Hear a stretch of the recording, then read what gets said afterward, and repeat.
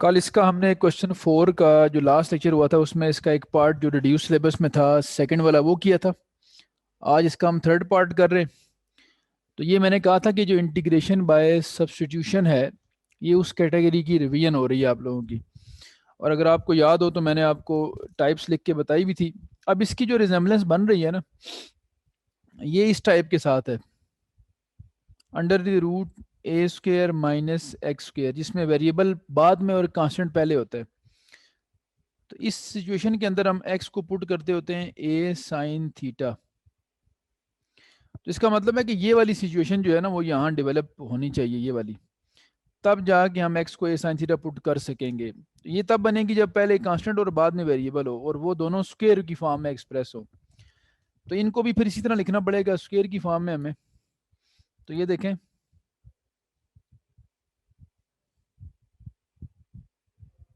Four can also be written as two square, और under root जो 5 है इसके ऊपर एक स्क्वेयर रूट भी डाल दें और स्क्वेयर भी। तो ये आ गया आपके पास इस तरह से। ये लें जी। तो ये हमारी मजबूरी थी इसकी, उसके साथ रिजेम्बलेंस बनाने के लिए हमने किया। अब ये जो है ये ए का रोल प्ले कर रहा है और ये अंडर रूट 5 टाइम एक्स सारे का सारा एक्स का रोल प्ले कर रहा है। तो हमने स्क्वेयर में एक्सप्रेस किया, तब हम बाद में आप ये भी कर सकते हैं कि यहाँ से 5 कॉमन ले लें, यहाँ 4/5 बन जाएगा और यहाँ एक स्क्वेयर रह जाएगा, और फिर 4/5 जो होगा उसको हम एज ए स्क्वेयर ट्रीट करेंगे। ठीक है बच्चों। तो अब इसके अकॉर्डिंग अगर हम चलते हैं, इस जो है हमारे पास मेथड, तो हम पुट करेंगे x को, x की जगह क्या लिखा हुआ है स्क्वायर रूट 5x, इसको पुट करेंगे a साइन थीटा और यहाँ a की जगह 2 लिखा हुआ है। और यहाँ से आप वेरिएबल सेपरेट कर लें तो x की वैल्यू आएगी 2/√5 साइन थीटा। और ये आप जानते हैं कि जब हम इंटीग्रेशन में वेरिएबल को सब्स्टिट्यूट करते हैं तो हम डिफरेंशियल को भी साथ रिमूव करते हैं या ट्रांसफॉर्म करते हैं। तो उस पर्पज़ के लिए क्या करना पड़ेगा, taking differential on both sides. x का क्या आ जाएगा dx, 2/√5 साइन थीटा का कॉस थीटा, डी थीटा का डी थीटा। ठीक है बच्चों। अब अगर हम चलें तो देखें क्या बनेगा। सो इंटीग्रल बिकम्स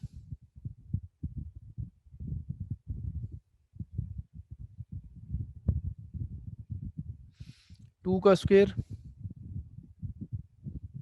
और अंडर रूट 5 की जगह क्या आएगा 2 साइन थीटा का स्क्वेयर, और dx क्या बनेगा हमारे पास 2/√5 कॉस थीटा डी थीटा। तो बस इसका स्टार्ट ज़रा आपको अपने जो रिक्वायरमेंट थी उसके अकॉर्डिंग बनाया, बाकी सारा काम तो पुराना ही है। अब ये देखें जो स्क्वायर रूट के अंदर सिचुएशन बनी है वो यूं है, 2 का स्क्वायर भी 4 है और ये भी 4 साइन स्क्वायर बनता है। 4 आप यहाँ से कॉमन ले लेंगे अंदर से, तो 4 जो होगा वो कॉमन स्क्वायर रूट से बाहर आके 2 रह जाएगा, अंदर बचेगा 1 माइनस साइन स्क्वायर थीटा।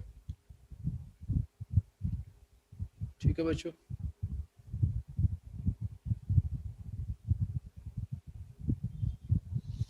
ये वाला 2 और ये वाला 2 मिलके 4 बनेंगे, और अंडर रूट 5 भी कांस्टेंट है, तो जो कांस्टेंट जितना भी था पोर्शन वो हमने लिख दिया बाहर स्क्वायर रूट से।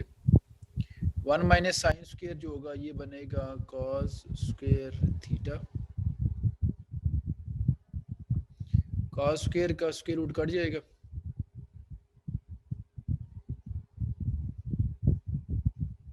Cos theta into cos theta. ये वाला कॉस स्क्वायर कटने के बाद और ये वाला कॉस मिलके कॉस स्क्वायर बन जाएंगे। अब हमेशा की तरह एक बात बार बार मैं आपको बताता हूँ कि प्रीवियस नॉलेज कैरी किया करें साथ। 3.2 में आपने सीखा था कि साइन और कॉस जब भी स्क्वायर में आ जाए तो हाफ एंगल यूज़ करते हैं, टेन और कॉट जब भी स्क्वायर में आ जाए तो आइडेंटिटी यूज़ करते हैं, और सीकेंड को सीकेंड स्क्वायर में आए तो कुछ भी नहीं करना पड़ता, वो डायरेक्ट फार्मूले इनवर्ट रिवर्स हो जाते हैं। ठीक है। ये हाफ एंगल होता है cos स्क्वायर का 1 प्लस cos 2 थीटा बाई 2, 2 1 2, 2 2 4, ये भी कैंसिल हो गया, बाहर बच गया 2/√5 और अंदर रह गया हमारे पास 1 plus cos 2 theta D theta. अब ये आसानी से इंटीग्रेट हो जाएगा। 1 का इंटीग्रल क्या बनेगा, थीटा, रिवर्स हो जाएगा थीटा की रिस्पेक्ट से, cos 2 थीटा का sin 2 theta divided by 2 plus constant of integration. तो आंसर तो हमारा आ चुका है, लेकिन आंसर थीटा में है जबकि क्वेश्चन एक्स में था। तो जिस वेरिएबल में क्वेश्चन होता है answer must also be in the same variable. अब हमने इसको रिवर्स करना है। रिवर्स ट्रांसफॉर्मेशन जो होती है वो आमतौर पे इस रिलेशनशिप से होती है जो हम स्टार्ट में यूज करते हैं, ये वाला, जिसके थ्रू हमने एक्स को थीटा में कन्वर्ट किया होता है ना, उसी से दोबारा थीटा को एक्स में कन्वर्ट करते हैं। तो यहाँ तक अगर आपको क्लियर है तो आगे चलते हैं आप।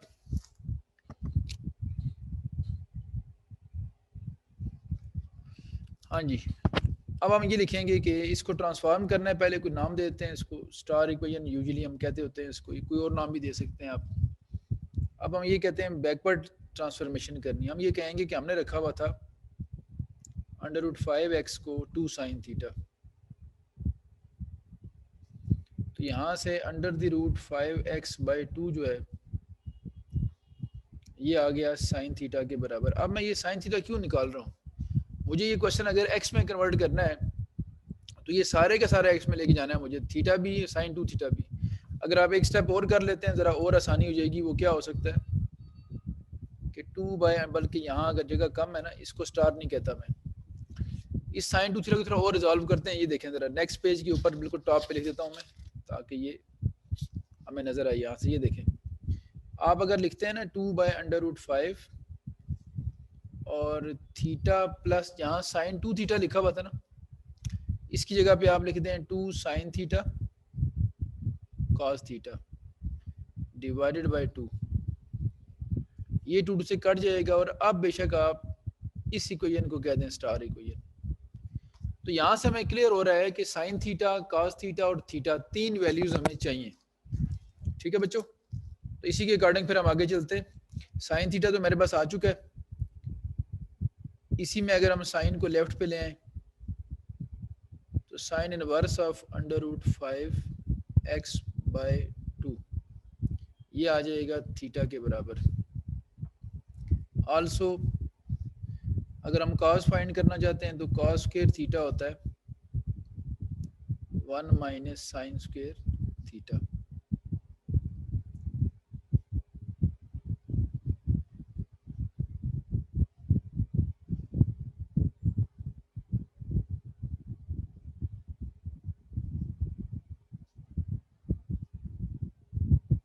एलसीएम लेंगे तो 4 माइनस 5x²/4। ठीक है जी, taking square root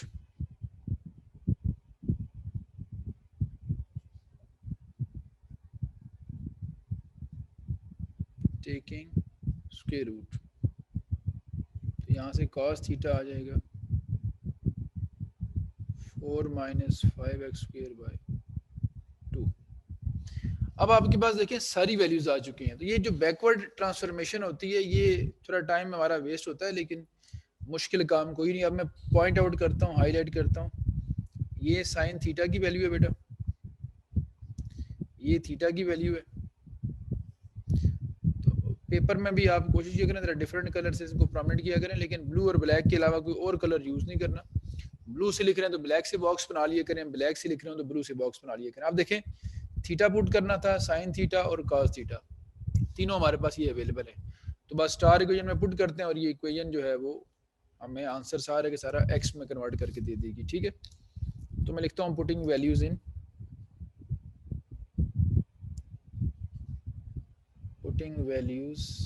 in star.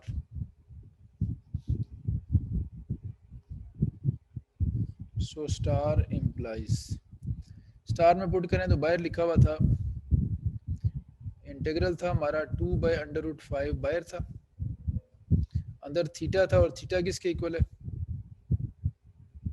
Sign inverse of √5x/2 और प्लस साइन थीटा था वो है हमारे पास √5x/2 और कॉस थीटा था 4 माइनस 5x²/2। ठीक है, और प्लस सी था। अब ये जो 2/5 इसको अंदर मल्टीप्लाई करना, तो ये इसका आखिरी स्टेप होगा। जब अंदर मल्टीप्लाई करेंगे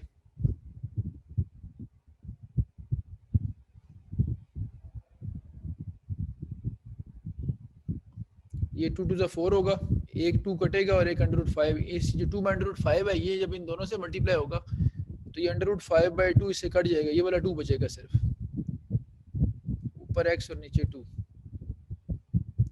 तो ये बेटा हमारा इस क्वेश्चन का आ गया फाइनल आंसर।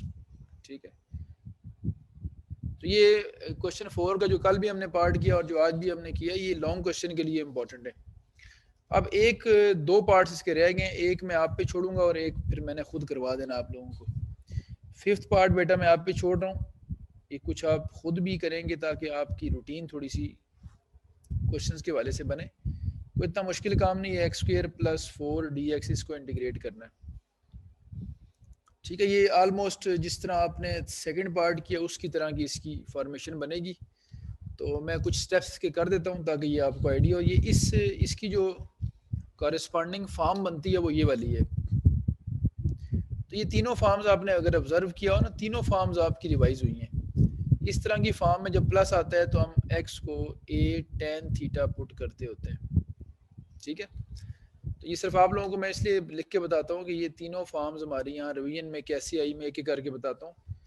जैसे अभी आपने यहाँ ये प्लस वाली अब यूज़ करने लगे हैं, पिछले क्वेश्चन में आपने कौन सी यूज़ की थी, a² - x² वाली, और जो 4 का सेकंड पार्ट था जो कल किया था हमने ये वाला, उसमें यूज़ किया था x² - a²। ये तीनों जो फॉर्म्स कल हमने पढ़ी थी ना, रेफरेंस के लिए मैंने पेज नंबर 135 आपको बताया था 3.3 से पहले। तो तीनों फॉर्म्स आपकी यहाँ क्वेश्चन 4 में रिवाइज हो रही हैं। ठीक है, ये दो मैंने करवाई हैं और एक मैं 2-3 स्टेप करके आप पे छोड़ूंगा, और अगर आपसे नहीं हो सकता तो मैं कोशिश करता हूँ कि मैक्सिमम काम खुद ही करवा दूँ इसका मैं। तो इस तरह की सिचुएशन में जिस तरह ये बनी हुई है, हम x को पुट करते हैं a tan थीटा। a क्या होता है, जो कांस्टेंट का लिखा होता है उसको देखना होता है हमने। अगर यहाँ 4 है तो ये 4 असल में a की जगह a² को रिप्रेजेंट कर रहा है, तो अगर 4 a² को रिप्रेजेंट कर रहा है तो फिर a2 होगा। तो x को क्या पुट करेंगे, 2 tan थीटा। अब ये ज्यूम करें कि ये x² + 2 का स्क्वायर लिखा हुआ है, तो 2 यहाँ a का रोल प्ले कर रहा है। और जब आप वेरिएबल चेंज करते हैं तो साथ आपको डिफरेंशियल भी चेंज करना पड़ता है। Taking differential on both sides, x का dx आ जाएगा, 2 कांस्टेंट है, tan थीटा का क्या होगा, sec² थीटा, और थीटा का d थीटा।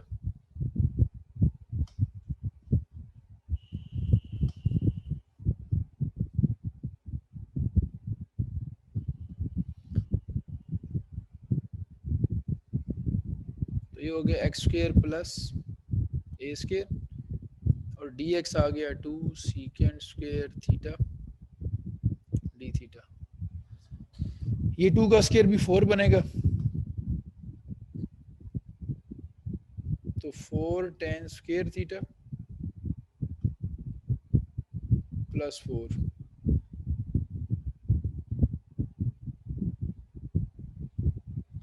4 यहाँ से ले लें कॉमन, 4 जब कॉमन लेंगे बाहर आके 2 बन जाएगा और tan² + 1 आ जाएगा ब्रैकेट में। तो मैं नेक्स्ट पेज पे लिखता हूँ, देखें।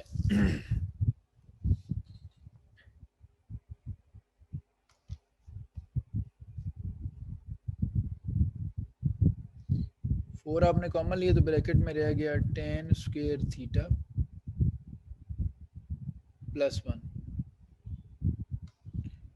और आगे हमारे पास है 2 sec² थीटा d थीटा। 4 का √2 आ जाएगा, ये भी 2 है तो 2 2 से कितना हो जाना है, 4।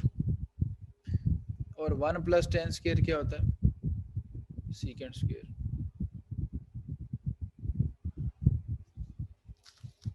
फोर आ जाएगा बाहर, ये 4 बाहर आके 2 बना था। ठीक है, ये वाला 2 और ये वाला 2 जो है ना, यानी ये 4 भी बाहर आके 2 बनेगा और ये भी 2 है, तो ये तब जाके 4 बना। कुछ स्टूडेंट सोच रहे होते हैं कि 4 का स्क्वायर रूट से बाहर आके भी कैसे 4 है, तो इस 4 का √2 आया था और ये वाला 2 मिल के फिर 4 बन गए ये।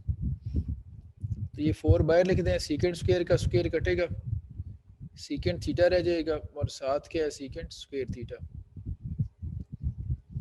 तो इस पे ये जो बना है हमारे पास, आपको याद होगा कल भी हमने ऐसा क्वेश्चन किया था मैं आपको रिकॉल करवा देता हूँ।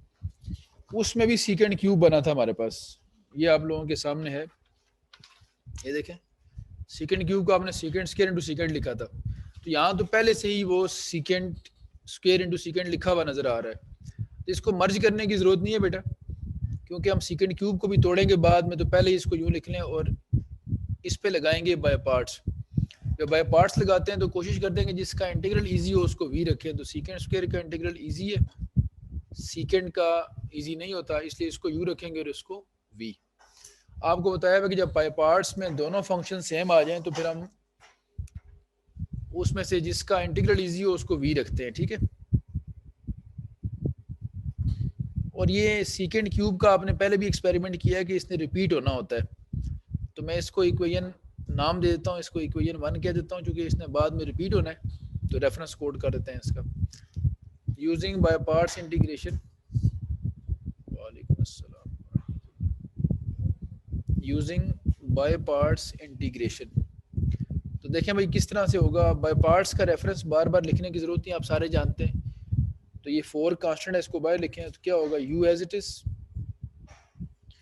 Integral of v minus derivative of first mean u integral of second and then whole integral, ठीक है बच्चों।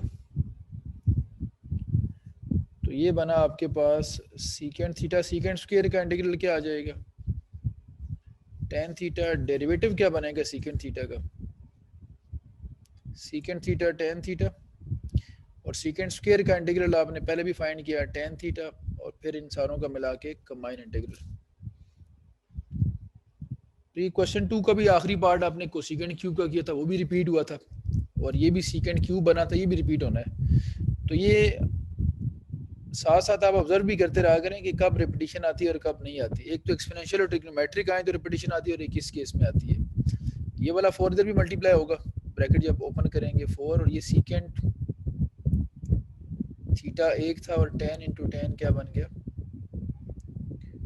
अब हमने पढ़ा हुआ है कि 10 जब भी स्क्वायर में आए, ये भी हमने प्रीवियस नॉलेज हमारा है, इसको हमने साथ कैरी करना है। वी नो दैट कि सीकेंड स्क्वायर 10 स्क्वायर जब भी आएगा हम इसको आइडेंटिटी में कन्वर्ट करेंगे। तो 10 की आइडेंटिटी होती है सीकेंड स्क्वायर थीटा माइनस 1। तो ये क्वेश्चन मेरा प्लान था कि मैं आप लोगों पे छोड़ूंगा, लेकिन चूंकि इसमें मुझे डाउट था कि आप लोग शायद इसको ना कर पाएँ, इसलिए मैं इसको फिर कंप्लीट ही करवा देता हूँ, ठीक है।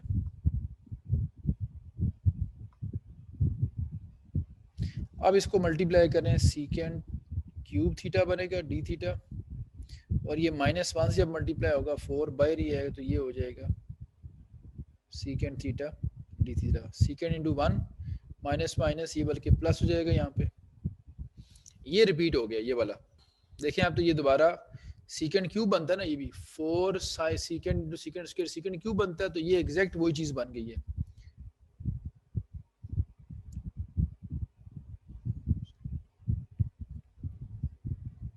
तो इसको बेटा थोड़ा सा तोड़ के लिख लें ताकि ये उसी तरह नज़र आए ना आपको, फिर आपको इसको इक्वेशन को यूज़ करने में भी आसानी होगी। और ये आखिरी वाले का इंटीग्रल हम जानते हैं, इसका सीकेंड का इंटीग्रल होता है natural log of secant theta plus tan theta, और अभी सी ऐड नहीं करते, सी हम नेक्स्ट स्टेप में ऐड करेंगे।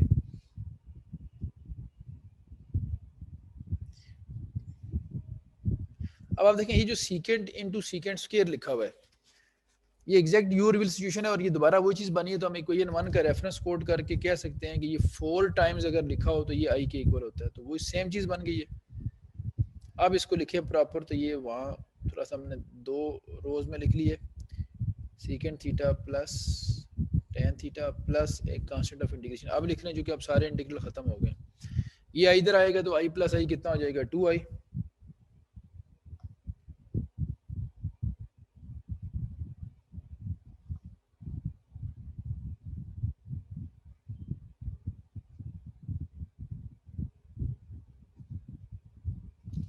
और एट दी एंड इस 2 को भी यहाँ ला के डिवाइड कर दें,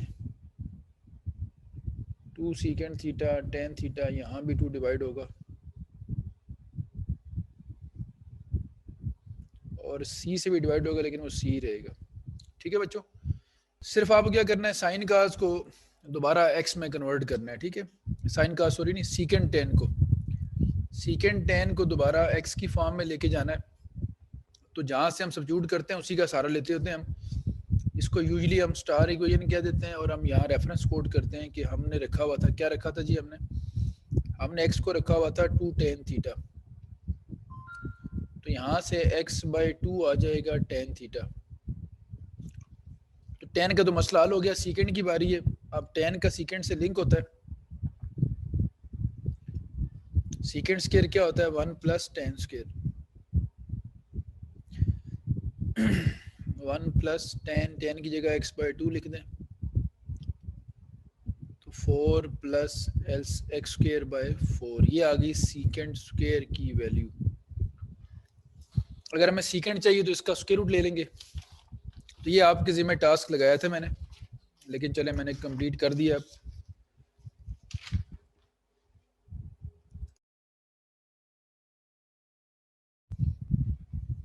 अब आप स्क्वायर रूट लें इसका,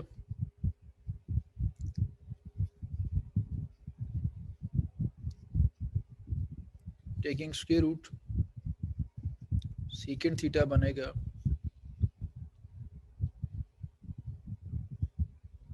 ये। ठीक है बच्चों, तो tan की वैल्यू ये आ गई आपके पास सीकेंड। तो ये दो चीजें थी ना, सीकेंड tan पुट करना था। तो पुटिंग वैल्यूज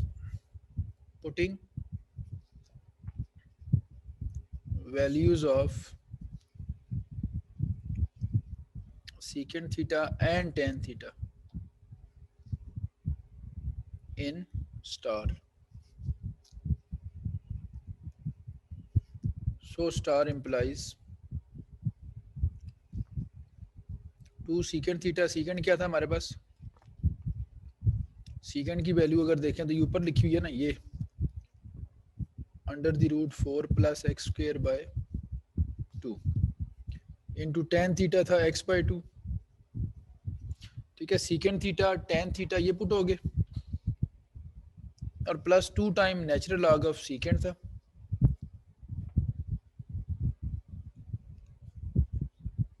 प्लस tan था और प्लस c था। ठीक है बच्चों, ये तकरीबन फाइनल हो गया। बस इसको एलसीएम वगैरह लेके सिंप्लीफाई करते हैं, जो कैंसिलेशन, ये 2a कट जाएगा, ये बाकी रहेगा x/2,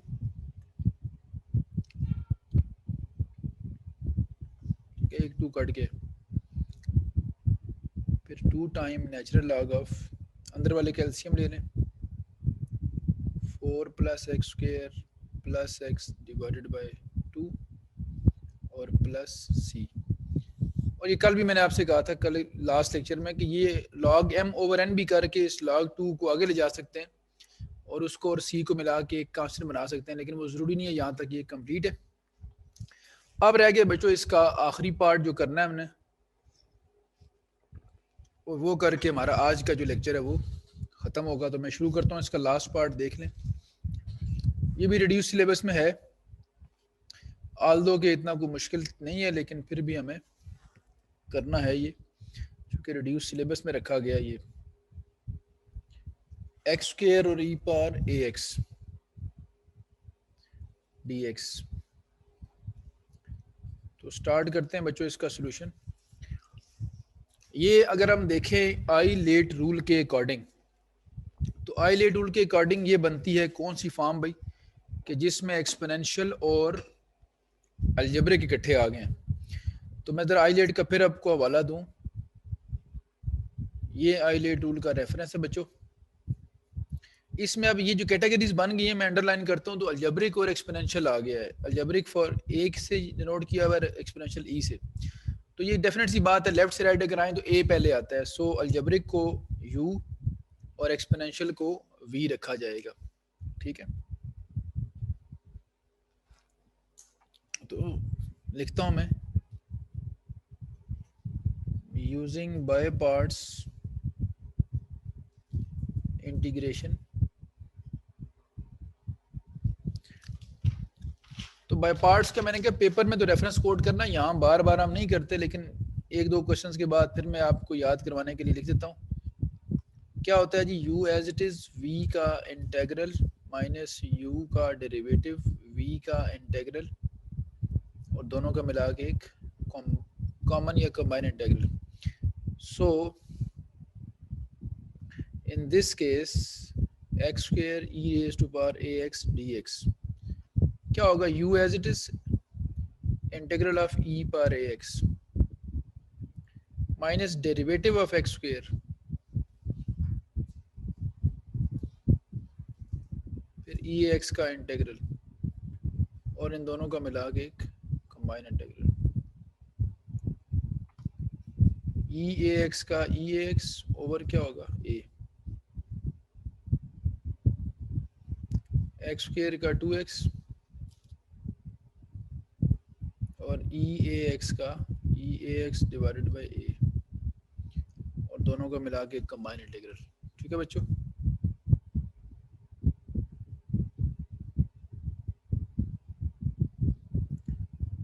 यहाँ 2/a कांस्टेंट है.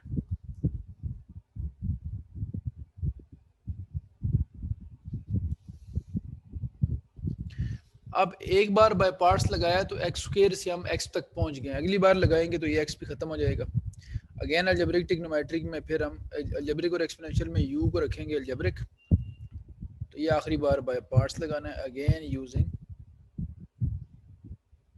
By part. तो मैंने कहा था मैक्सिमम जो इस साल रिड्यूस सिलेबस है उसमें 2 ही बार बाय पार्ट्स लगाना पड़ेगा हमें. वैसे इसमें 2 क्वेश्चन ऐसे हैं जिनमें मोर देन 2 टाइम भी लगाते हैं, लेकिन रिड्यूस सिलेबस के अकॉर्डिंग सिर्फ जो क्वेश्चन बच गए हैं वो सिर्फ ट्वाइस 2 दफ़ा ही लगाना पड़ता है उसमें बाय पार्ट्स. तो u एज इट इज, अब मैं ज़रा डायरेक्ट लिखता हूँ, e पावर ax का इंटीग्रल क्या होगा, e power ax over a minus derivative of u x का 1 और integral of v e power ax over a और इस सारे का एक combine integral.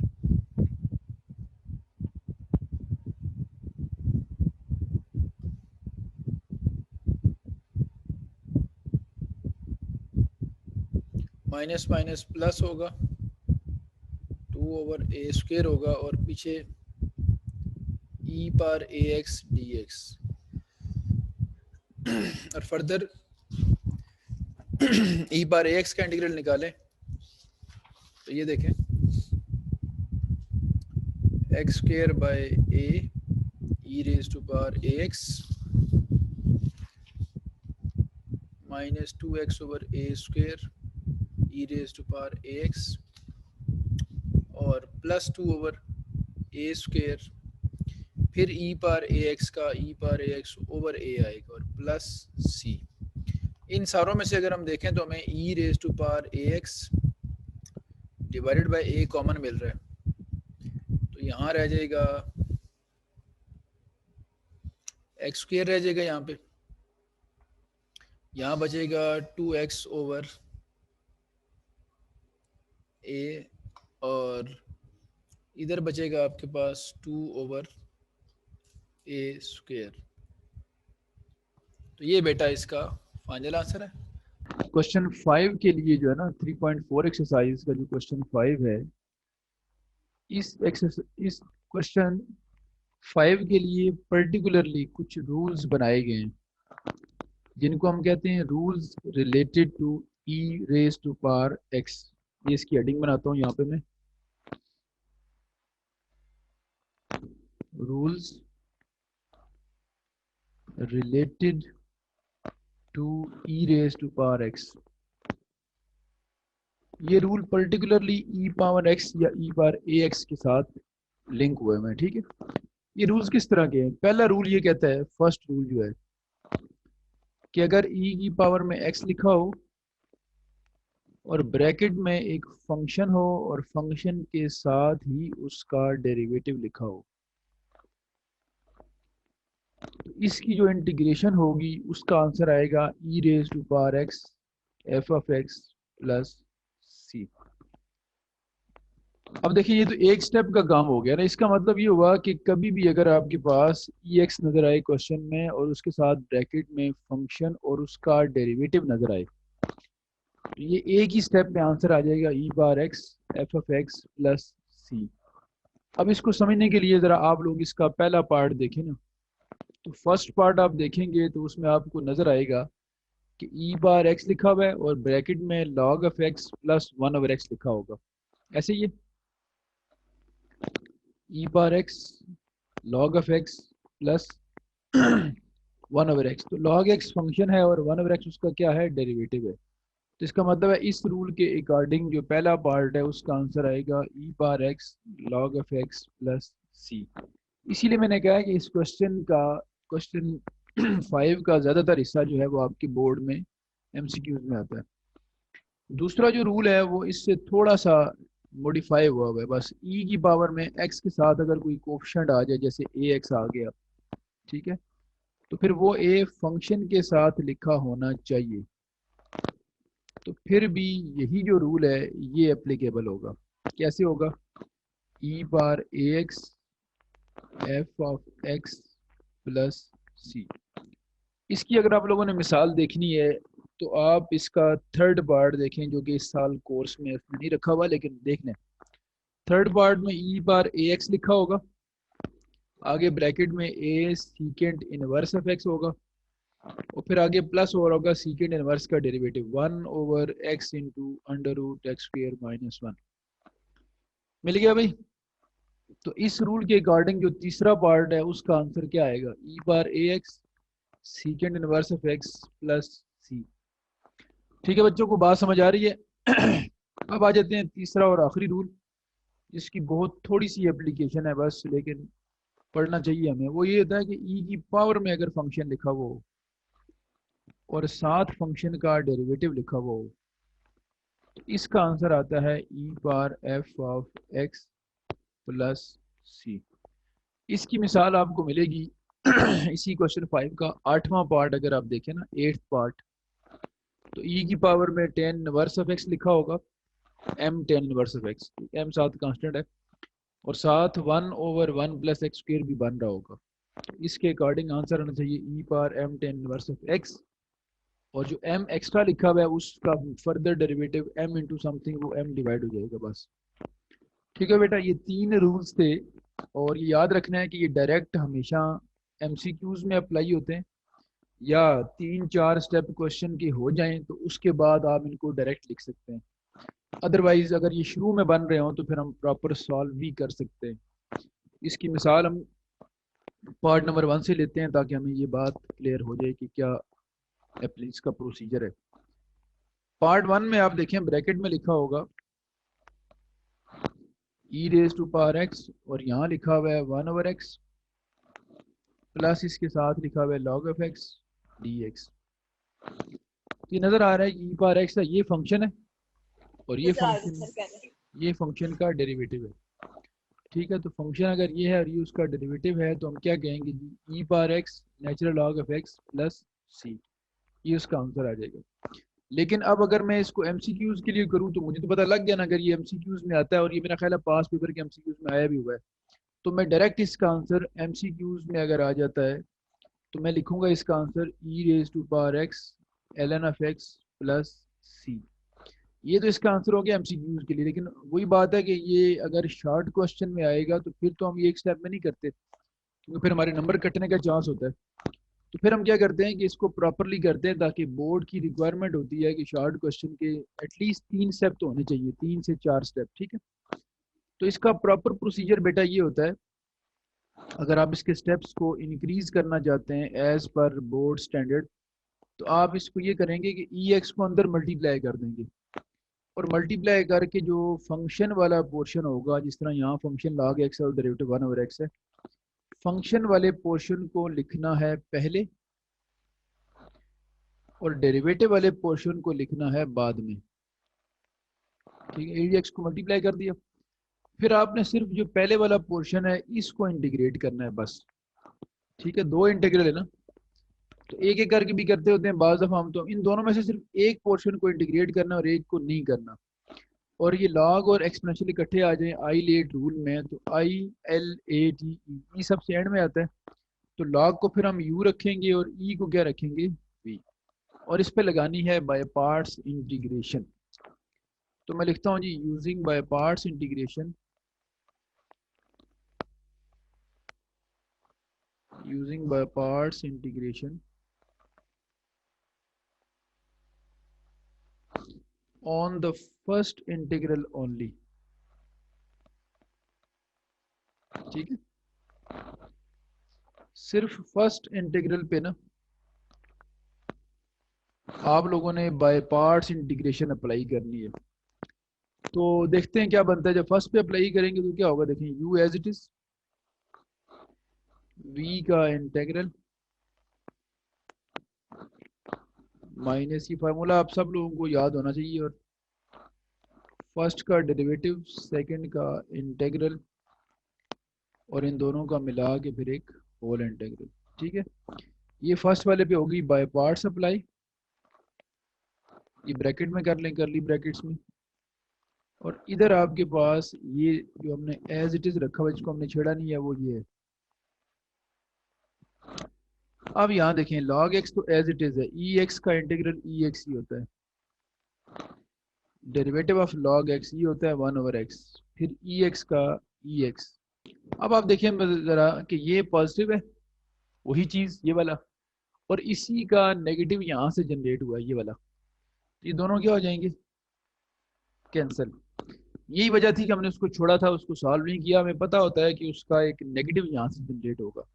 Now we left with only e x log of x, ये बच गया। अब क्वेश्चन जब पूरी तरह हो जाता है इंटीग्रेट तो फिर हम एंड में सी ऐड कर देते हैं, तो अब देखें वही सेम आंसर है, ई एक्स लॉग एक्स प्लस सी, ई x log x plus c. लेकिन ये प्रोसीजर क्या हुआ कि इसमें 1 2 3 4 स्टेप हो गए, तो जो बोर्ड की रिक्वायरमेंट होती है वो पूरी हो गई है कि अब हमारे नंबर अगर हम बोर्ड में इस मेथड से करते हैं तो कटने का हमें कोई डर नहीं है।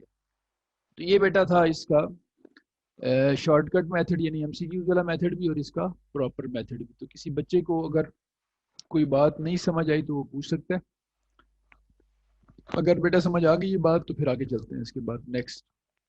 अच्छा जी, इसका 1 के बाद फोर्थ पार्ट है जिस तरह आप लोगों ने बताया है, तो फोर्थ पार्ट भी देख लेते हैं कि उसमें क्या करना है हमने। अगेन एक बात आप लोगों ने याद रखनी है जो मैं पहले बता चुका हूँ आप लोगों को, कि अगर 2 या 3 स्टेप के बाद रूल बनता है ना तो हमें डायरेक्ट अप्लाई करना अलाउ होता है। अगर शुरू में ही पहले स्टेप में, जिस तरह यहाँ पहले स्टेप में बन रहा था, तो यहाँ हमें अलाउ नहीं होता, फिर एमसीक्यूज में तो कर सकते हैं, शॉर्ट या लॉन्ग क्वेश्चन में ऐसा बेटा आप लोग नहीं कर सकते। ठीक है, तो अब मैं इसका करता हूँ फोर्थ पार्ट, और ये फोर्थ पार्ट भी एक इम्पॉर्टेंट क्वेश्चन है, इसको मार्क कर लीजिएगा, क्योंकि रिड्यूस सिलेबस में है ही फोर्थ पार्ट, इसलिए हम फोर्थ कर रहे हैं, वरना बाकी पार्ट्स भी हम करते होते थे। तो खैर एमसीक्यूज के लेवल की चीज़ें ज़्यादा हैं इसमें। तो ये लिखा हुआ है ई पार 3x इंटू, आगे देखें ब्रैकेट में 3 साइन एक्स है माइनस कॉज एक्स है divided by sine square x है, और इसका आपने फाइंड करना है इंटेग्रल। ठीक है, तो अब आप एक चीज़ तो नोट करें जो हमने पढ़ी हुई है, वो ये पढ़ी हुई है हमने कि जब भी ई पार एक्स आता है तो उसके साथ ब्रैकेट में अगर फंक्शन और उसका डेरिवेटिव लिखे हों तो हम उसको एमसीक्यूज के लिए भी कर सकते हैं और इस तरह भी कर सकते हैं। यहाँ पे हमें थोड़ा सा अभी आइडिया नहीं हो रहा कि फंक्शन कौन सा है और डेरिवेटिव कौन सा है। ठीक है, ये नीचे जो साइन स्क्वायर लिखा हुआ है ये इस पूरी फ्रैक्शन को एक ही फ्रैक्शन बना रहा है, तो हमें तो चाहिए कि दो फ्रैक्शन बनाएं ताकि एक फंक्शन वाली फॉर्म हो और एक उसके डेरिवेटिव वाली फॉर्म हो। इस पर्पज़ के लिए मैं क्या करता हूँ, मैं इसको अलग अलग लिखता हूँ पहले ताकि हमें पता लग सके। अलग अलग लिखने का मतलब क्या है कि ई रेज टू पावर 3x जो है इसके साथ 3 sine x over sine square x और cos x over sine square x, ये। ठीक है, इसको मैंने अलग अलग कर दिया। अब फायदा क्या हुआ कि ये एक साइन साइन से कट गया, इधर नीचे साइन स्क्वेयर है, एक बार कॉज ओवर साइन लिखूंगा इसको मैं और एक बार 1/sin लिखूंगा इसको। तो देखते हैं इसके बाद मैं इसको पेज को रखता हूँ जरा कंटिन्यूटी में, ताकि ये बात नेक्स्ट जो है ना ये भी आप लोगों को साथ समझ आती रहे लिंक होके। ये देखें पेज मैंने रख दिया कंटिन्यूटी में भी। अब देखें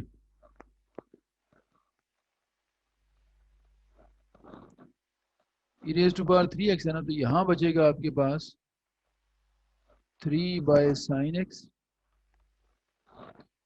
और इसको दो हिस्सों में लिख दें 1/sin x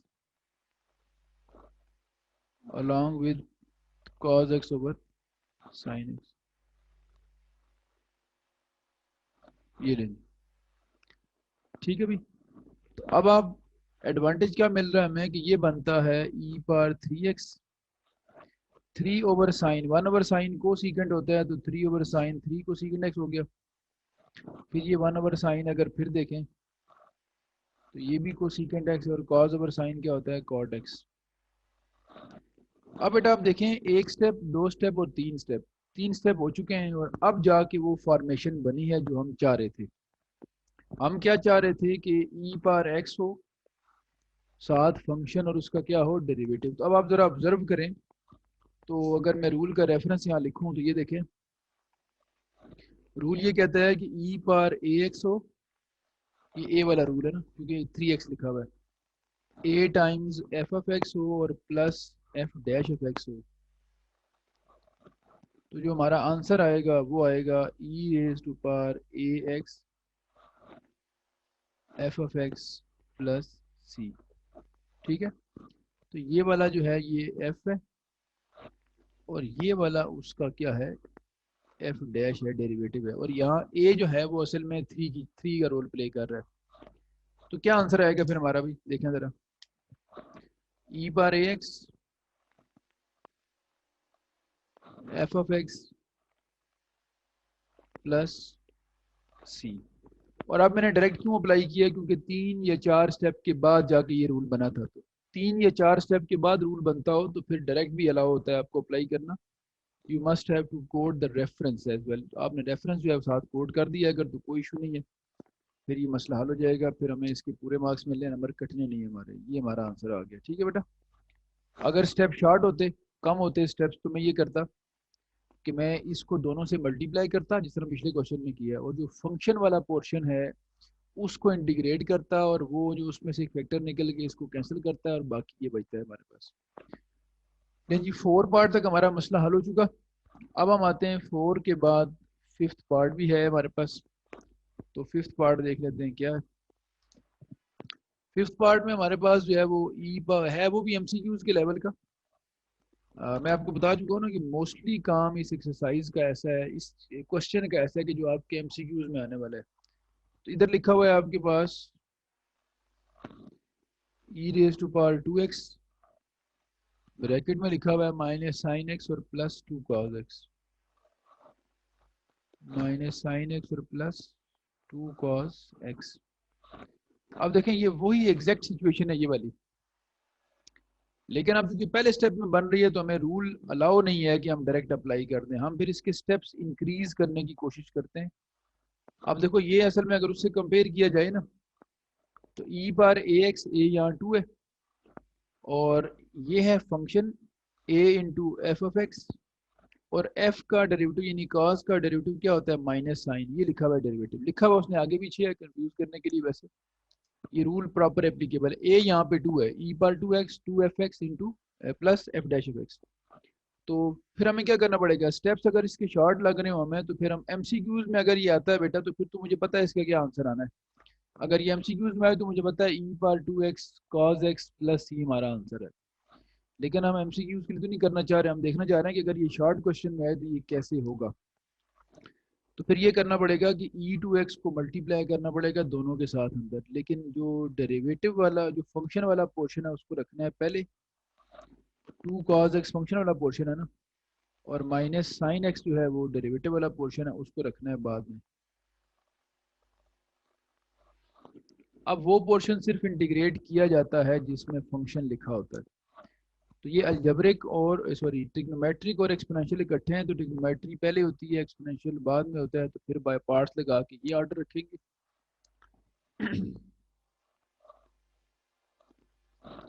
using by parts integration, using by parts integration, तो ये यूं हो जाएगा हमारे पास u as it is, u कौन सा है, 2 cos x, as it is integral of v है e power to x minus derivative of u integral of v और फिर इन दोनों का मिला के एक होल इंटीग्रल, और जो एज इट इज छोड़ा हुआ है हमने वो कौन सा है, e two x sine x d x using by parts integration, और ये साथ लिखना है ऑन द फर्स्ट इंटीग्रल, ये साथ लिखिएगा बात, ठीक है। सिर्फ फर्स्ट इंटीग्रल पे लगानी होती है, यहाँ जगह थोड़ी सी कम है तो ये लिख लीजिएगा आप लोग। अब क्या बनता है जी, यहाँ देखें, ये बनता है 2 cos x, e power to x का इंटीग्रल होता है e power to x over 2, फिर माइनस, ये देखें आगे derivative of 2 cos x, 2 into cos का डेरिवेटिव होता है माइनस साइन एक्स, फिर ई पावर टू एक्स का integral e power to x over 2, और फिर सारे का whole integral.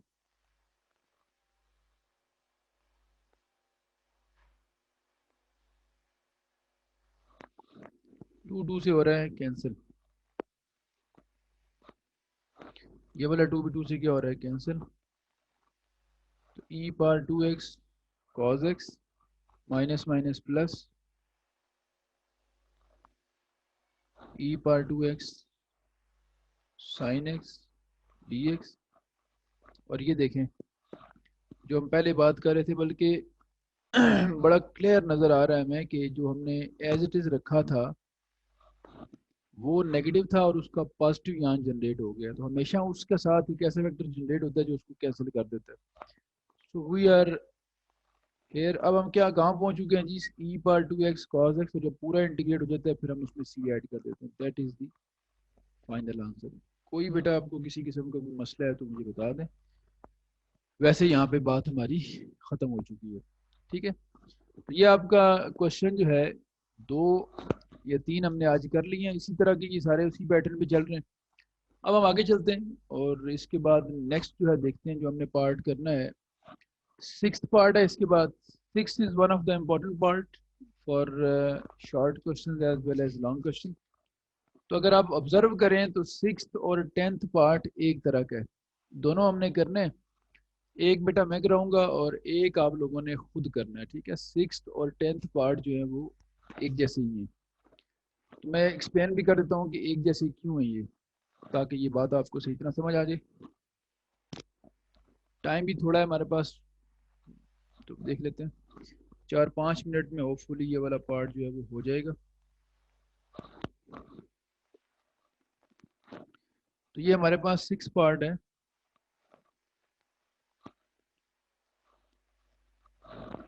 x into e x divided by 1 plus x whole square, ये हमारे पास, और साथ dx। अब मैं 10th पार्ट का भी रेफरेंस यहाँ लिखता हूँ, कोड कर दूँ यहाँ पे ताकि आपको वो याद रहे कि ये भी इसी तरह करना है।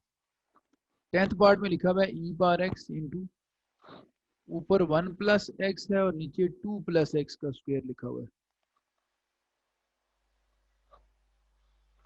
अब मैं क्यों कह रहा हूँ कि दोनों पार्ट एक तरह के हैं, उसकी वजह यह है कि इसका और उसका प्रोसीजर बिल्कुल सेम और स्ट्रक्चर भी सेम है। देखे ना, इसको अगर मैं यूँ लिखता हूँ e raise to power x और ब्रैकेट में लिखता हूँ x over 1 plus x square, तो ये x over 1 plus x square है, और वहां अगर हम देखें तो वहां 1 प्लस एक्स और नीचे 2 प्लस एक्स स्क्वेयर है, यानी ऊपर और नीचे 1 का फर्क है बस। तो अगर हम इसको सॉल्व करना शुरू करें तो हम तो ये चाह रहे होते हैं कि ई एक्स के साथ 2 लिखे हों ब्रैकेट में फंक्शन, फैक्टर 2 लिखे हों बेसिकली, जिनमें से एक फंक्शन हो और दूसरा डेरिवेटिव हो। अब ये है एक सिंगल फ्रैक्शन, सिंगल फ्रैक्शन को जब हम 2 फ्रैक्शन में डिवाइड करना शुरू करते हैं तो हमारे पास जो प्रोसीजर होता है वो होता है आमतौर पे लॉन्ग डिवीजन का। लेकिन लॉन्ग डिवीजन वहाँ अप्लाई की जाती है जहाँ इम्प्रॉपर फ्रैक्शन हो, ये तो पहले से प्रॉपर फ्रैक्शन है। तो कोई ऐसा मेथड हमने लगाना है जो डिवाइड भी इसको कर दे और लॉन्ग डिवीजन भी ना करनी पड़े हमें। तो जहाँ लॉन्ग डिवीजन एप्लीकेबल नहीं होती बेटा, वहाँ पे हम इनडायरेक्ट डिवीजन यूज करते हैं। इनडायरेक्ट डिवीजन क्या होती है, ऐसा एक क्वेश्चन आप लोगों ने 3.3 में किया था, 3.3 का थर्ड लास्ट क्वेश्चन था और आप लोगों ने वो लेक्चर यूट्यूब पे देखा भी था और पढ़ा भी होगा कि उसके अंदर इनडायरेक्ट डिवीजन यूज करनी पड़ती है। नीचे वाला जो फंक्शन है वो ऊपर बनाना होता है हमने। तो नीचे वाला फंक्शन ऊपर बनाने का मतलब क्या है? जैसे ये देखें नीचे लिखा हुआ है 1 + x² जबकि ऊपर सिर्फ x है हमारे पास। तो नीचे वाला फंक्शन ऊपर तब बन सकता है बेटा जब इसमें आप लोग 1 ऐड करें और 1 सब्ट्रैक्ट करें। तो अब ये 1 + x मैच कर गया है। जिस तरह इधर सेम करने के लिए 1 ऐड और सब्ट्रैक्ट किया, इसी तरह यहाँ भी देखिए, अगर आप नीचे 2 लिखा हुआ है और ऊपर 1 लिखा हुआ है, तो अगर नीचे वाला फंक्शन ऊपर बनाएंगे तो ऊपर 1 ऐड करेंगे तो ये 2 हो जाएगा और 1 माइनस कर देंगे तो ये 2 + x से मैच कर जाएगा। तो ये आपका होमवर्क है, ये मैं करवा रहा हूँ। अब इसको करने का फायदा क्या हुआ कि इनडायरेक्ट डिवीजन जो है वो अप्लाई हो गई यहाँ पे। लॉन्ग डिवीजन भी नहीं किया हमने और उसके बगैर हमने बना ली है एक फ्रैक्शन जो है वो दो हिस्सों में। तो ये अब मैं इसको अलग अलग लिखता हूँ जी। 1 + x के नीचे अलग लिखें और 1 के नीचे इसको अलग लिख दें। अब यहाँ ये एक, इसकी पावर 1 है, इसकी 2 है, तो एक पावर कट जाएगी,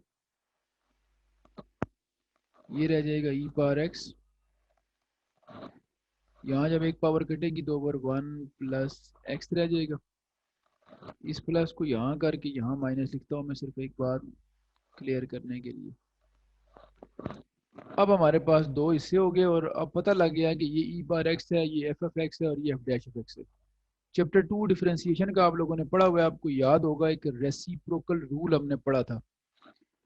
वो रूल ये कहता है कि 1/x टाइप के जो फंक्शन होते हैं रेसिप्रोकल में, इनका अगर डेरिवेटिव लेना हो तो एक माइनस का साइन आता है, नीचे वाले फंक्शन का ऊपर लिखते हैं डेरिवेटिव 1 का 0, x का 1 और इसी का होल स्क्वायर नीचे लिखते हैं। तो इसका मतलब है ये फंक्शन है और ये उसका डेरिवेटिव है। अब 1 2 3 4 स्टेप के बाद जब ये बन रहा है तो हम डायरेक्ट रूल अप्लाई करना अलाउ है।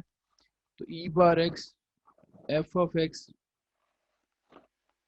प्लस सी, ये हमारा आंसर आ जाएगा। और फिर बता रहा हूँ बार बार कि जब भी रूल अप्लाई करें रेफरेंस जरूर कोट करें। ये f है और ये क्या है उसका डेरिवेटिव। तो रेफरेंस क्या होता है कि e⁻x ब्रैकेट में f(x) और उसका डेरिवेटिव अगर आ जाए तो फिर जो हमारा आंसर होता है वो सिर्फ क्या होता है e⁻x f(x) प्लस सी। ठीक है, इसके साथ क्वेश्चन खत्म होता है। ठीक है बच्चों, क्वेश्चन नंबर 5 का अब हमने 6 पार्ट करना है। 3.4 क्वेश्चन नंबर 5 और पार्ट नंबर 6। ये 6 और 10th बड़े इंपॉर्टेंट पार्ट्स हैं इसके, ये दोनों सिमिलर भी हैं 6 और 10, और ये एक भी कर लिया जाए तो दूसरा आप खुद कर सकते हैं। ठीक है बच्चों, तो 6 पार्ट में है क्या, अगर हम देखें तो इसमें लिखा हुआ है एक्स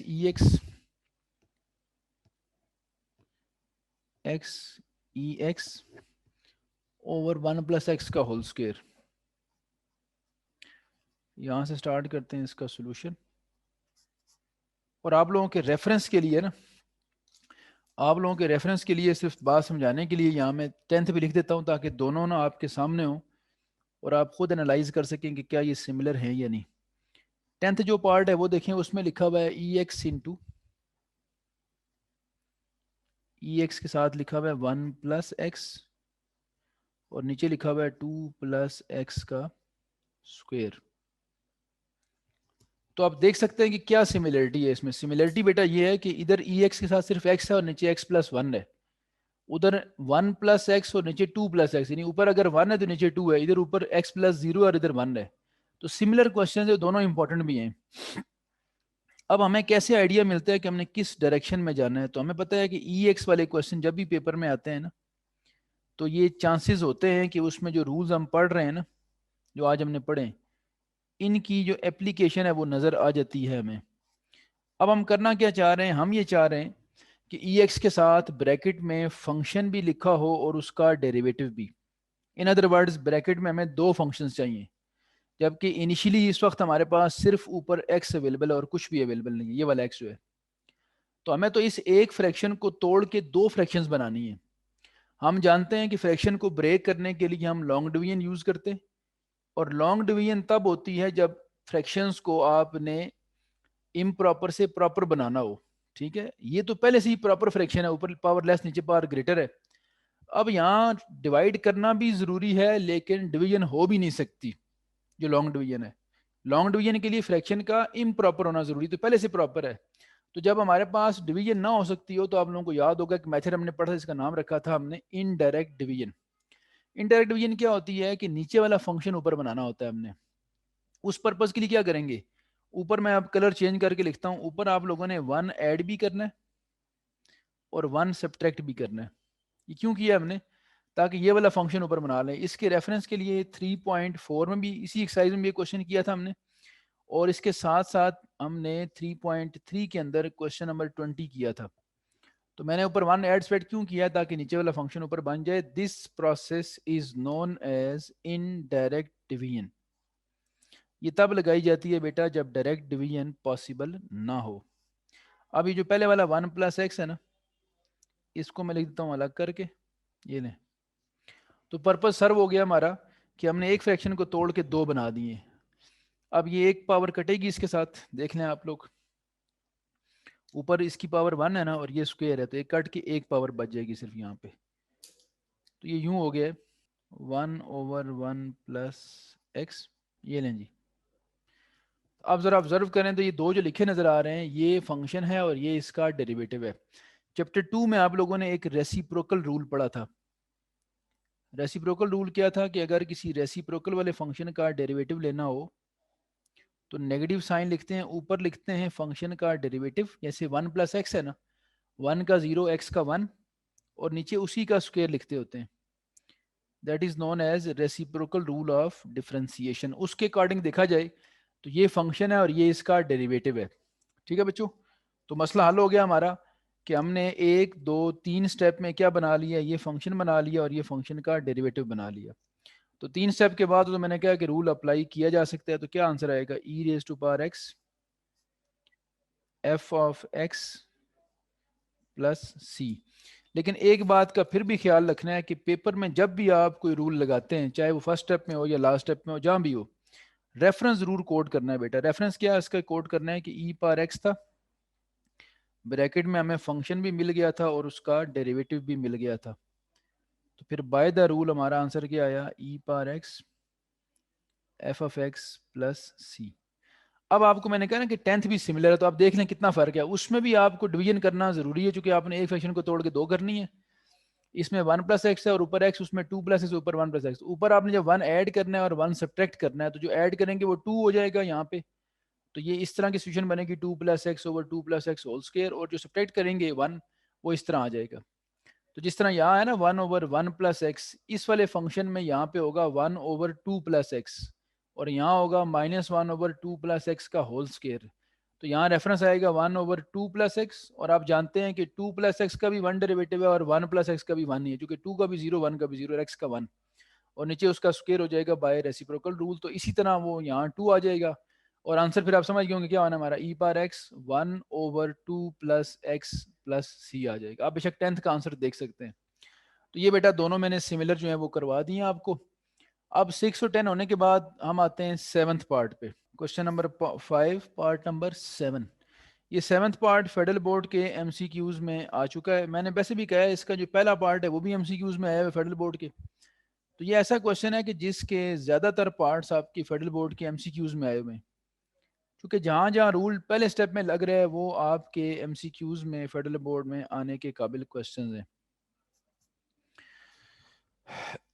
अब वही बात आती है, यहाँ हम ऑब्जर्व करें तो क्या यहाँ पे रूल एप्लीकेबल है या नहीं। तो मैं इसको एमसीक्यूज में चूंकि आया हुआ है, तो मैं इसको एमसीक्यूज के लिए ही ट्रीट कर रहा हूँ। ये देखें,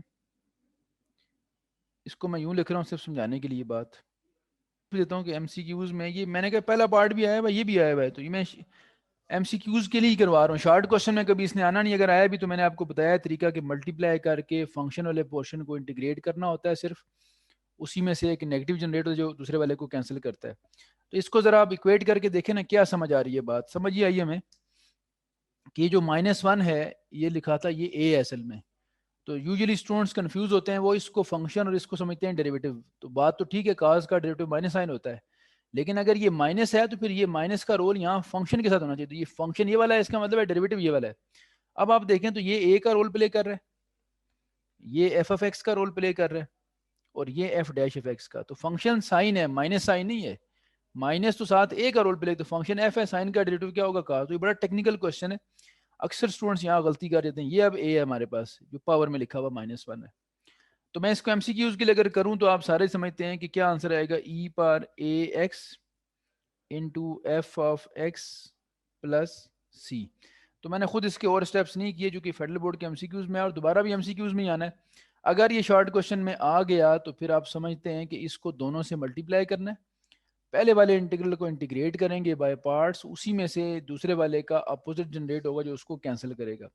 लेकिन इसको सिर्फ आप एमसीक्यूज के लिए ही ध्यान में रखें, क्योंकि ये पहले भी है और दोबारा भी आ सकता है। ठीक है बच्चों, तो ये हो गया इसका 7th पार्ट। और अब आते हैं 8th पार्ट। वो सेम रेफरेंस यहाँ कोड होगा, ठीक है। ये ई एक्स वाला है ना, तो यहाँ ई ए एक्स वाला रेफरेंस कोड कर दीजिएगा। अब आते हैं जी 8वें पार्ट पे। 8वां पार्ट आपके एमसीक्यूज के लिए, ये मैंने पहले बताया, ये वो है जिसके लिए एक रूल भी आपको उसमें मैंने पढ़ा दिया कि क्या होता है। तो e power m tan inverse of x over 1 plus x square d x. तो ये तीसरा रूल है भाई ई एक्स का, जो हमने पढ़ा था आज, उसकी अब एप्लीकेशन नजर आएगी आपको। अगेन वही बात है, अगर ये एमसीक्यूज में आता है तो हम इसको एक स्टेप में कर सकते हैं डायरेक्ट। हम कह सकते हैं कि ई की पावर में फंक्शन है tan इनवर्स, और साथ उसका क्या लिखा है, डेरिवेटिव। लेकिन अगर ये शॉर्ट क्वेश्चन में आए तो फिर हमें इसका प्रॉपर काम करना पड़ेगा। तो मैं इसका यहाँ लिखता हूँ, आंसर क्या आना चाहिए, e power m tan inverse of x, e power function, और ये जो एम साथ लिखा हुआ है इसका एक्स्ट्रा डेरिवेटिव जो होगा वो डिवाइड होगा बस, प्लस सी। ये इसका आंसर एक स्टेप में एमसीक्यूज के लिए हो सकता है। और ये किस रूल के अकॉर्डिंग कर रहे हैं हम, ये हम कर रहे हैं बेटा इस रूल के अकॉर्डिंग, ये वाला, कि ई की पावर में फंक्शन और साथ क्या हो, डेरिवेटिव। तो e power f of x plus c इसका आंसर आता है। यहाँ अगर कांस्टेंट मल्टीप्लाई होगा तो वो कांस्टेंट यहाँ पे क्या हो जाएगा, डिवाइड हो जाएगा। ठीक है, इसके अकॉर्डिंग हमने ये किया है कि डायरेक्ट इसका एक स्टेप में आंसर ये वाला आएगा।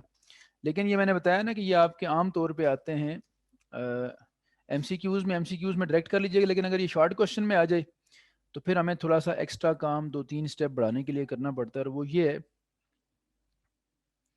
कि आप इसको एक दफ़ा यूँ लिखेंगे 1/1 प्लस एक्स स्क्वेयर, ताकि ये क्लियर नज़र आए ना कि ये डेरिवेटिव और ये फंक्शन है। अब आप इसके साथ कंपेयर कर सकते हैं इसको। तो स्टेप्स बढ़ाने का तरीका, एक आपने मेथड पढ़ा था इंटीग्रेशन बाय सब्स्टिट्यूशन, उसमें हमने सीखा था कि अगर क्वेश्चन के स्टेप्स इंक्रीज करने हो तो सब्स्टिट्यूट कर सकते हैं, और उसको सब्स्टिट्यूट करना है जिसका डेरिवेटिव dx के साथ लिखा हो। तो dx के साथ tan का डेरिवेटिव लिखा हुआ है। अगर tan का डेरिवेटिव लिखा हुआ है तो फिर हम tan इनवर्स ऑफ x को रखेंगे कोई नया वेरिएबल, y रख लें, और जब आप फंक्शन x चेंज करेंगे, जब आप x को चेंज करेंगे तो साथ उसका डिफरेंशियल भी चेंज करना पड़ेगा। तो tan इनवर्स ऑफ x का क्या होता है, 1/1 प्लस एक्स स्क्वेयर, x का क्या होता है dx, और y का क्या होता है dy। ये जो पूरी वैल्यू ये वाली है ना, ये वाली, ये dy के बराबर होगी, यहाँ क्या आ जाएगा y। तो क्वेश्चन हमारा देखें क्या रह गया। अब मैं इसको ज़रा कंटिन्यूटी में रखता हूँ ताकि नज़र आता रहे साथ आपको। ये देखें,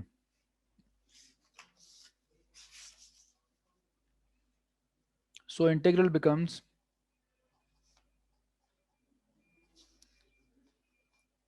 ई रेज टू पावर m, यहाँ y आ गया, यहाँ क्या आ गया dy।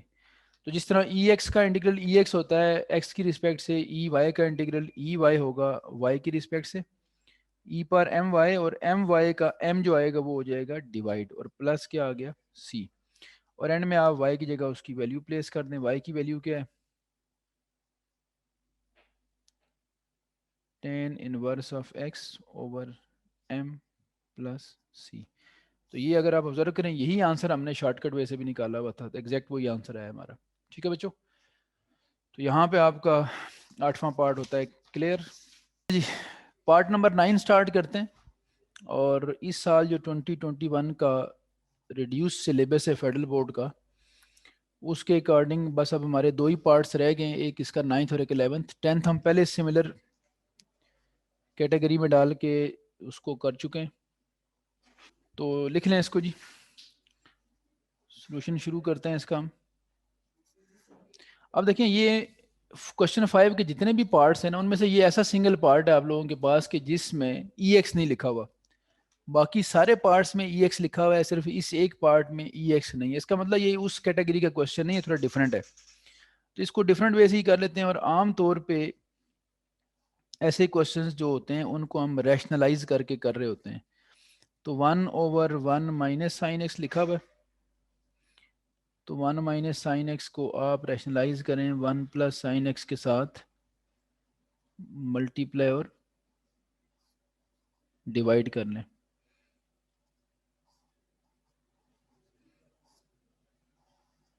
तो ऊपर बनेगा 1 प्लस साइन एक्स, नीचे 1 plus sine 1 minus sine 1 minus sine square बन जाएगा। 1 minus sine square x cos square x होता है। तो ये बन गया ऊपर 1 प्लस साइन एक्स।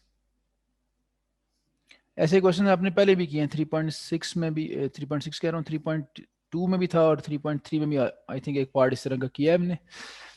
अच्छा बहरहाल जी, ये हो गया हमारे पास क्लियर। और नेक्स्ट अब देखते हैं इसके बाद हमारे पास क्या स्टेप हो सकता है। अगला स्टेप ये हो सकता है कि इसको अलग अलग कर लिया जाए। अगर 1/cos² और sign F x over cos²x। तो 1/cos² आप सारे जानते हैं, ये होता है सीकेंट स्क्वेयर एक्स। और जो sin/cos² है ना, अगर इसके दो हिस्से किए जाएं, एक 1/cos कर दिया जाए और एक sin F x over cos x कर दिया जाए, तो ये बेटा हमारे पास बनता है 1/cos क्या होता है सीकेंट एक्स, और sin/cos क्या होता है tan x और dx। तो अब ये हमारे लिए बिल्कुल इजी एक क्वेश्चन बन गया है, इजी सेंस में बन गया है कि ये अलजेब्रिक है और ये दोनों मिला के ट्रिग्नोमेट्रिक हैं। तो बाय पार्ट्स वाली एक्सरसाइज हम कर रहे हैं। तो अगर हम इसको देखते हैं, देखें ये हमारे पास अलजेब्रिक है तो, और ये ट्रिग्नोमेट्रिक, तो आई लेट रूल को फॉलो करें तो ए जो है पहले आता है, टी बाद में आता है। इसका मतलब है इसको यू रखा जाएगा और इसको वी। और वैसे भी वी रखने का रीज़न ये है कि इन दोनों का हमें इंटीग्रल पता है। सीकेंड स्क्वायर का इंटीग्रल tan है और सीकेंड एक्स tan x का सिर्फ सीकेंड है। तो दोनों को अलग अलग भी कर सकते हैं, लेकिन इकट्ठा भी करना तभी कोई इशू नहीं है हमें। तो लिखता हूँ मैं using by parts integration, using by parts integration क्या होती है, अभी रेफरेंस कोड कर दें इसका। u as it is integral of v minus derivative of u integral of v, दोनों को मिला के एक कंबाइन इंटीग्रल। तो क्या बनेगा देखें, ये हो गया u as it is integral of secant square x plus secant x tan x minus derivative of u derivative of 2x और integral of secant x plus secant x tan x dx, और फिर से सारे का मिला के एक combine integral. ठीक है बच्चों, तो ये अब देखें क्या बनता है। सीकेंड स्क्वायर का इंटीग्रल होता है tan x, क्योंकि tan का डेरिवेटिव है तो ये रिवर्स हो जाता है। और इस सीकेंड एक्स tan x का सिर्फ सीकेंड होगा, ये इसका डेरिवेटिव था। 2x का डेरिवेटिव 2 होता है, सीकेंड स्क्वायर एक्स का tan x और सीकेंड एक्स tan x का सीकेंड x, और फिर इस सारे का होल इंटीग्रल। ठीक है बच्चों, अब मैं इसको नेक्स्ट पेज पे करता हूँ। उससे पहले थोड़ा सा आपको एक रेफरेंस बता दूं बात समझाने के लिए। रेफरेंस बेटा ये है कि इसमें दो चीज़ें आ जाएंगी ना, tan x आ जाएगा और एक सीकेंड x आ जाएगा। इन दोनों के बारे में आपको रिकॉल करवा दूं कि tan x का जो इंटीग्रल होता है, इसको हम याद होगा हम यूँ लिखा करते थे, क्योंकि मैंने उधर डायरेक्ट यूज़ करना, तो पहले आपको बता दूं ज़रा। tan x को लिखते थे हम साइन ओवर कास, और इसको माइनस से मल्टीप्लाई डिवाइड करते थे, कास का ऊपर डेरिवेटिव बन जाया करता था, और क्वेश्चन टूल जो होता है जिसमें लॉग ऑफ फंक्शन लिखते हैं, ये लिख दिया करते थे हम। और फिर ये माइनस अगर हम ऊपर ले जाएं तो log cos x की पावर माइनस हो जाएगी, जो 1 ओवर cos बनेगा, और 1 ओवर cos क्या होता है, सीकेंट x। तो ये आपने याद भी रखना है कि tan x का इंटीग्रल क्या होता है, natural log of secant x plus c। दूसरा तो बड़ा फेमस है, वो पहले भी कई बार यूज हुआ है, सीकेंट x का इंटीग्रल। इसके लिए आपको कई दफ़ा बताया, example number 5 page number 133 second year की बुक में ना, पेज नंबर 133 पे एग्जाम्पल 5 है, जहाँ लिखा हुआ है इसका प्रूफ कि सीकेंट का इंटीग्रल होता है natural log of secant x plus ten x. ये दोनों मैंने यहाँ यूज़ करने थे, तो मैंने इसलिए पहले आपको ये रेफरेंस समझा दिया है। ठीक है बच्चों, अब इसको अप्लाई करते हैं। देखें तो हमारे पास सिचुएशन थी जी, पहले लिखा हुआ था 2x और इसके साथ ब्रैकेट में था ten x plus secant x, और आगे था -2 पाई लिख दें। तो पहला था टेन एक्स का इंटीग्रल अभी बताया, नेचुरल लॉग ऑफ क्या होता है, सीकेंट एक्स, और दूसरे का होगा natural log of secant x plus ten x, और प्लस अब सी इसमें ऐड कर दें। तो इसको ओपन कर लेते हैं, इस टू वे दोनों में टू कॉमन है, ये वाला टू और ये वाला टू, तो टू बाहर निकाल लें। X into ten x plus secant x, और -2 कॉमन आया हुआ है, तो natural log of secant x, और ये फिर minus natural log of secant x plus ten x.